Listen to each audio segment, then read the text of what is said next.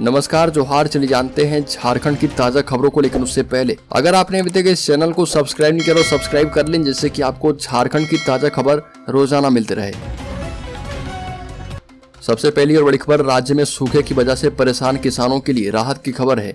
कृषि मंत्री ने सूखा प्रभावित इलाकों में किसानों के लिए बड़ा ऐलान किया है। मिली जानकारी के मुताबिक झारखंड के 6,83,922 किसानों को फसल बीमा योजना का लाभ मिलने वाला है। बता दें कि किसानों को राहत पहुंचाने के लिए हाल ही में सरकार ने बीमा कंपनियों के साथ बैठक की थी। राज्य सरकार के द्वारा बीमा योजना के अंतर्गत राज्यांश का बकाया 362 करोड़ रुपए का भुगतान होते ही कंपनियों ने किसानों को राशि भुगतान करने की पहल की है।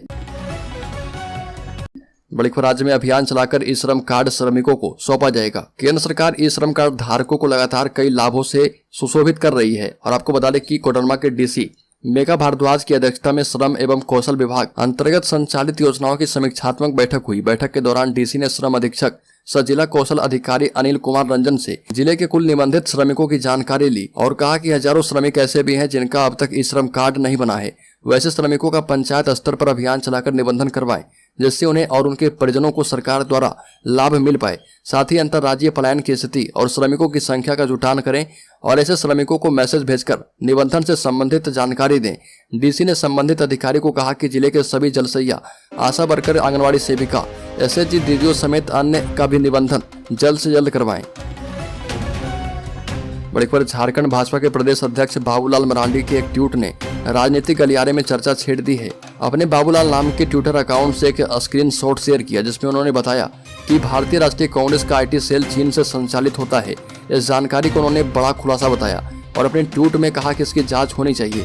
अपने ट्वीट में उन्होंने एक स्क्रीनशॉट शेयर किया और इस स्क्रीनशॉट में डोमेन नेम congressitcell.com बता रहा। इसका लोकेशन चीन का है। इसी को आधार बनाते हुए ये कहा कि कांग्रेस का आईटी सेल चीन से संचालित होता है। बड़ी खबर, झारखंड में अभी नहीं बदलेगा मौसम का मिजाज। 21 सितंबर तक राज्य के कई हिस्सों में होती रहेगी बारिश। कई जिलों में सूखे की स्थिति भी रहेगी। मौसम विभाग के मुताबिक राज्य में 21 सितंबर तक बारिश की संभावना है। अगले 5 दिनों तक राज्य में मौसम को लेकर किसी बड़े बदलाव की संभावना जाहिर नहीं की गई है। 16 से 18 सितंबर तक राज्य के कई हिस्सों में हल्के से मध्यम दर्जे की बारिश हो सकती है। 19 सितंबर को भी मौसम का मिजाज ऐसा ही रहेगा और 21 सितंबर तक मौसम का मिजाज ऐसा बना रह सकता है। मौसम वैज्ञानिक अभिषेक आनंद ने बताया कि राज्य में अगले 5 दिनों तक तापमान में बढ़ोतरी नहीं होगी। बड़ी खबर, चुनावी मोड में झारखंड मुक्ति मोर्चा। झारखंड मुक्ति मोर्चा समिति की विस्तारित बैठक आयोजित की गई। रांची में जिला झारखंड मुक्ति मोर्चा समिति की विस्तारित बैठक की जा रही है। झारखंड मुक्ति मोर्चा केंद्रीय कार्यालय में प्रतिदिन 2-2 जिलों के पदाधिकारियों के साथ बातचीत की जा रही है। पार्टी केंद्रीय महासचिव विनोद कुमार पांडे मीटिंग कर जिला स्तर पर चल रही गतिविधियों की जानकारी ले रहे। झारखंड के सभी प्रमुख राजनीतिक पार्टियों ने लोकसभा चुनाव की तैयारियां शुरू कर दी है। कांग्रेस जिला कमेटी के साथ बैठक कर अलग अलग लोकसभा क्षेत्र में अपनी ताकत और कमियों का आकलन कर रही है। वहीं अब झारखंड मुक्ति मोर्चा भी हर दिन 2-2 जिला कमेटियों के साथ विस्तारित बैठक शुरू कर चुकी है। बड़ी खबर, रघुवर दास ने मुख्यमंत्री हेमंत सोरेन और ईडी के मामले में बड़ा बयान दिया।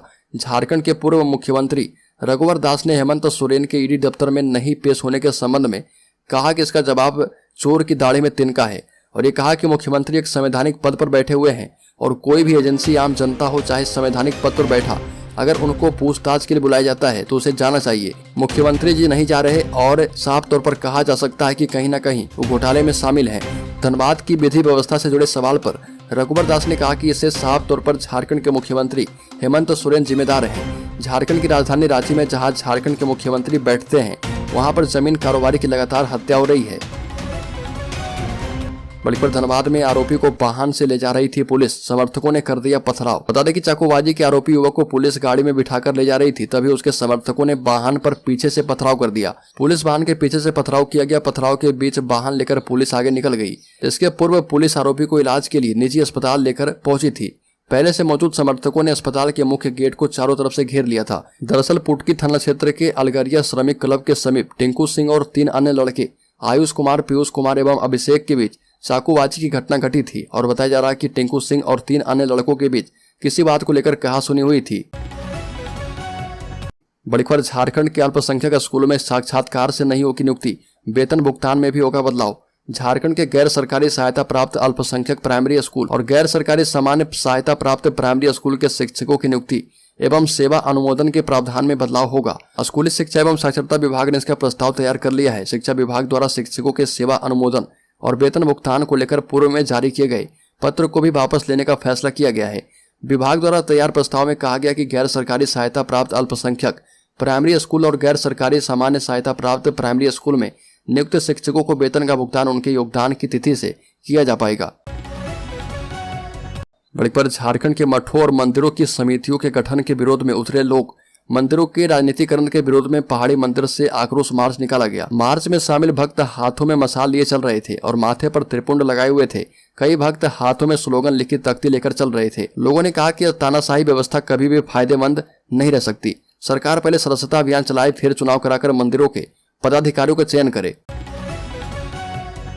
बड़ी खबर, झारखंड में महंगी होगी बिजली। JBVNL ने दिया इतने रुपए प्रति यूनिट करने का प्रस्ताव। झारखंड बिजली वितरण निगम लिमिटेड ने वित्तीय वर्ष 2023-24 के टैरिफ में घरेलू उपभोक्ताओं की बिजली दर प्रति यूनिट 2.35 रुपये बढ़ाने का प्रस्ताव दिया है। इतना ही नहीं, फिक्स्ड चार्ज में भी बढ़ोतरी के प्रस्ताव हैं। वर्तमान में शहरी घरेलू उपभोक्ताओं को 6 रुपये प्रति यूनिट की दर से बिजली मिल रही है। इसे बढ़ाकर 8 रुपये 60 पैसे यूनिट करने का प्रस्ताव दिया गया है। यह दर 400 यूनिट से अधिक खपत करने वाले उपभोक्ताओं के लिए है, जबकि 400 यूनिट तक खपत करने वाले उपभोक्ताओं की दर 7.5 रुपये यूनिट करने का प्रस्ताव है। बड़ी पर राज्य के गिरिडीह जिले में बिजली काट करके घर एवं दुकान से लाखों की चोरी। गावा थाना क्षेत्र के खरसान पंचायत में 15 सितंबर की देर रात एक घर एवं दुकान से अनोखी चोरी हुई। दरअसल अपराधियों ने चोरी के पहले 11,000 वोल्ट वाले तार में साड़ी बांधकर शॉर्ट सर्किट करवा दिया था और इससे जब बिजली गुल हो गई तो अपराधियों ने नारायण रविदास की दुकान से गैस सिलेंडर, तावा, कढ़ाई समेत हजारों रुपए के सामान चोरी कर लिए। इसके साथ ही अपराधियों ने यमुना रविदास के घर से 13,000 नगद, जेवर, कपड़े समेत लाखों रुपए के सामानों की भी चोरी कर ली। बड़ी खबर, JP नड्डा के हेलीकॉप्टर की इमरजेंसी लैंडिंग। भाजपा के राष्ट्रीय अध्यक्ष JP नड्डा के हेलीकॉप्टर की इमरजेंसी लैंडिंग की सूचना पर झारखंड के गुमला जिले में अफरा तफरी का माहौल हो गया। जिला प्रशासन से लेकर सभी अधिकारी कर्मचारी अलर्ट मोड में आ गए और सूचना मिलते ही प्रशासन से लेकर कर्मचारी भागे भागे गुमला हवाई पट्टी पर पहुंचे। अफरा तफरी की सूचना मिलने पर भाजपा के नेता और कार्यकर्ताओं का भी जमावड़ा लग गया। हालांकि मौसम में सुधार होने के बाद हेलीकॉप्टर की इमरजेंसी लैंडिंग का प्लान स्थगित कर दिया गया। बड़ीखबर, पाकुड़ में हत्या के एक मामले ने तूल पकड़ लिया है। आजसू केंद्रीय उपाध्यक्ष अकील अख्तर SP से मिलकर टोटो चालक के हत्यारों की गिरफ्तारी की मांग की है। दूसरी ओर मंत्री आलमगीर आलम ने कहा कि पुलिस अपना काम कर रही है। पाकुड़ जिले में सदर प्रखंड के अंजना गधाईपुर गांव के एक लड़के बसीकुल शेख की हत्या के 5 दिन बाद भी पुलिस के हाथ खाली हैं। इधर पुलिस हत्यारों का कोई सुराग नहीं ढूंढ पा रही है। दूसरी ओर इसको लेकर जिले में राजनीति शुरू है। जिले के सदर प्रखंड के अंजना गंधाईपुर गांव के एक लड़के बसीकुल शेख की हत्या के बाद अभी तक पुलिस के हाथ खाली हैं। ऑल झारखंड स्टूडेंट यूनियन के केंद्रीय उपाध्यक्ष सह पूर्व विधायक अकील अख्तर मृतक के परिजनों के साथ साथ SP से भी मिले हैं। बड़ीखबर, पलामू में जिस इलाके में माओवादियों का कभी था ट्रेनिंग सेंटर, उस इलाके को बनाया जाएगा बाघों का ठिकाना। बूढ़ा पहाड़ के प्रस्ताव को NTCA ने दी है मंजूरी। पलामू में टाइगर रिजर्व के बूढ़ा पहाड़ का इलाका अब बाघों का ठिकाना बनेगा। बूढ़ा पहाड़ को बाघों के हैबिटेट के रूप में तैयार करने के लिए NTCA ने मंजूरी दी है और बूढ़ा पहाड़ का इलाका बाघों के कॉरिडोर का हिस्सा है। यह इलाका पलामू टाइगर रिजर्व और MP के बांधवगढ़ टाइगर रिजर्व को जोड़ता है। PTR और बांधवगढ़ के बाघ एक दूसरे के इलाके में आते जाते हैं। मार्च के महीने में बूढ़ा पहाड़ के इलाके में एक बार देखा गया था और एक बाघ यहाँ पर आया था जो कि बांधवगढ़ टाइगर रिजर्व से आया था। इलाके में बाघों के भोजन और पानी की व्यवस्था की जानी है। इलाके में हिरन और चीतल की संख्या को बढ़ाया जाएगा और एक बड़े भाग को ग्रासलैंड बनाया जाएगा। बड़ीखबर, अवैध खनन मामले में CBI ने जिनसे की थी पूछताछ, उस पर बम से हमला, गंभीर रूप से घायल हुए 5 लोग। साहिबगंज में अवैध उत्खनन मामले में सुवेश मंडल से CBI ने कुछ दिन पहले ही पूछताछ की थी, उस पर बम से हमला किया गया। घटना के वक्त सुवेश मंडल स्कॉर्पियो में सवार होकर साहिबगंज से तालझारी के डेढ़कामा स्थित अपने घर जा रहे थे। स्कॉर्पियो में उसके साथ ड्राइवर सुभाष पासवान के अलावा घेसु मंडल, दिनेश मंडल और रवि शाह सवार थे। हमले में 5 लोग गंभीर रूप से घायल हुए और वारदात को 3 बाइक पर सवार करीब 5 अपराधियों ने अंजाम दिया। उसके बाद हथियार लहराते हुए फरार हो गए। बड़ीखबर, राज्य के मुख्यमंत्री हेमंत सोरेन ने कहा कि समय कम है, समस्या ज्यादा है और सफर लंबा है। ये बातें मुख्यमंत्री हेमंत सोरेन ने चाईबासा में गुबा गोलीकांड के शहीदों को श्रद्धांजलि देने के लिए आयोजित कार्यक्रम में लोगों को संबोधित करते हुए कही। CM ने कहा कि जो पिछले 20 सालों में नहीं हुआ उसे करने का काम हमारी सरकार कर रही है। हम लोग काम कर रहे हैं, कुछ लोग केवल बयान देते हैं। मुख्यमंत्री ने कहा कि आपकी परेशानी को समझने और आपके आंसू को पूछने वाला कोई नहीं है। विकास को लेकर शहर से बोलने वाले बहुत हैं, लेकिन वहां से गांव आने वाला कोई नहीं है। हेमंत सोरेन ने कहा कि बहुत लोग बहुत बड़ी बड़ी चर्चा करेंगे, लेकिन आपके लिए काम करने वाला कोई नहीं आएगा। इसलिए जान लीजिए, जो आपके लिए काम करने वाले हैं वो आज आपके सामने खड़े हैं। बड़ी खबर, झारखंड ओडिशा बॉर्डर पर 27 इनामी नक्सलियों का जमावड़ा, कभी भी दे सकते हैं बड़ी घटना को अंजाम, सुरक्षा एजेंसियां अलर्ट है।